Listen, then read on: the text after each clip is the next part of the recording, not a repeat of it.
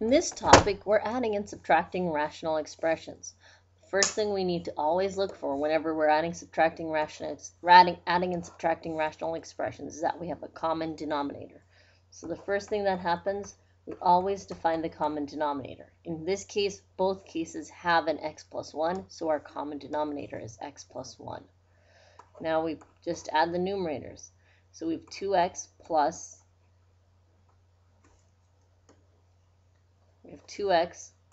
plus 2 over x plus 1. And we always use whatever operation is present in our problem. So we've got 2 times x plus 1 after factoring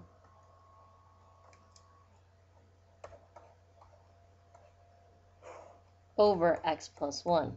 Now, if you notice, both of them are x plus 1. They simplify and cancel out. Our final answer will be 2. Next, in this case, we've got 5 over x squared minus 1 plus 2x over x squared plus 5x minus 6. But since the denominators do not match, the first thing we always do is factor each denominator. This factors to x plus 1 and x minus 1 because it's a difference of squares. Using any method you'd like on trinomials, you can use x factor, you can use candy wrapper, or you can just factor it in your head. This becomes x plus 6 times x minus 1. Now, we define the common denominator. So our common denominator is what they have in common, which is x minus 1. Then we put whatever term each one has. So we have an x plus 1 and an x plus 6. So if it doesn't have all three terms, it's not the common denominator. Now we put in what's missing.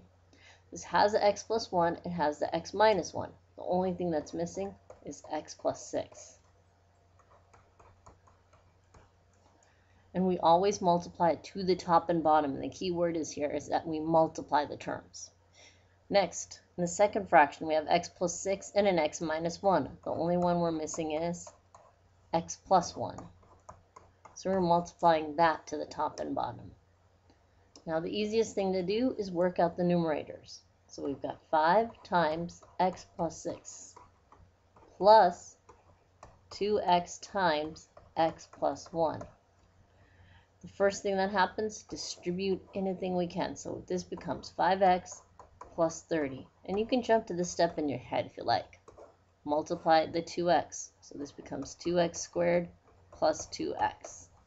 Last but not least, add your like terms. So it becomes 2x squared plus 7x plus 30 over whatever our common denominator was, which was x plus 1, x minus 1, and x plus 6. Always check whether this is factorable. Since I know this isn't factorable, this is our final answer. Example 3, we've got x minus 4 over 3x minus 15 minus x plus 1 times over x squared minus 3x minus 10. First step, always factor whatever we have. So we're going to factor our denominators. So this will become 3 times x minus 5. Here we're going to factor the denominators again. So this becomes x minus 5, x plus 2. So we define the common denominator. Now our common denominator, whenever we do something like this, it's going to be x minus 5 because this is what they both have in common. One has a 3 and the other one has an x plus 2. So we first list the term that they have in common and then we list whatever terms are not listed in both. So we add things in. This one has a 3 and the x minus 5. It's missing the x plus 2 though. And my other advice to you, always put parentheses around the numerator. We do not factor the numerator yet. Next, we multiply this one by 3 because this is missing a 3. Now work out the top. We've got x minus 4 times x plus 2 minus 3 times x plus 1. Multiplying this using box or FOIL gets us x squared minus 2x minus 8.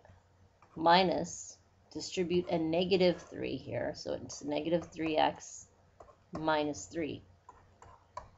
Add our like terms, so we get x squared minus 5x.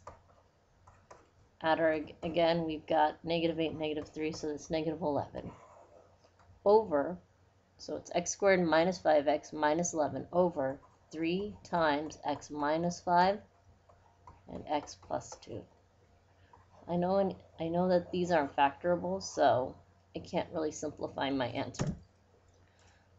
Next problem, complex fraction, and this is actually very easy. The first thing we always do is we always find the common denominator for each denominator, here, here, and here. Our common denominator in this case is going to be x minus 3 and x squared.